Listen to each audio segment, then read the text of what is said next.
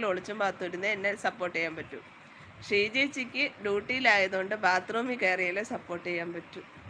ഇവരെയൊക്കെ ഞാൻ എങ്ങനെയാ മറക്കുക? മേശയുടെ ഉള്ളിലാന്ന് ഇവള് ഡ്രോയറിനകത്ത് കയറിയെന്നാ തോന്നണേ. ഞാൻ ഇവിടെ തന്നെ ഉണ്ടല്ലോ. ആദ്യം നിന്റെ ലൈവ് എപ്പോഴാടാ? അത് ഈ ടൈം പറ.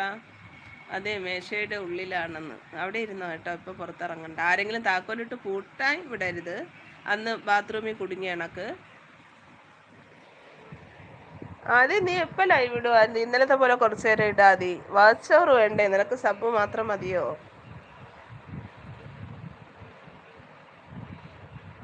ഇത്രമേൽ കൊണ്ടുപോയിട്ട് കലയിട്ട് പൊട്ടിച്ചത് ആദ്യക്കുട്ടം മാത്രം തന്നെ ഉള്ളൂ. നിന്റെ വാശിയൊക്കെയാണ് ഷിജു അങ്ങനെ കാണിച്ചത്. അല്ലെങ്കിൽ നല്ല ചാനലായിട്ട് മുന്നോട്ട് പൊക്കൂടായിരുന്നോ? സാറുണ്ട്, അതുകൊണ്ട് നീ പറയുന്നത് കേൾക്കാൻ പറ്റുന്നില്ല എന്ന് പറയുന്നു.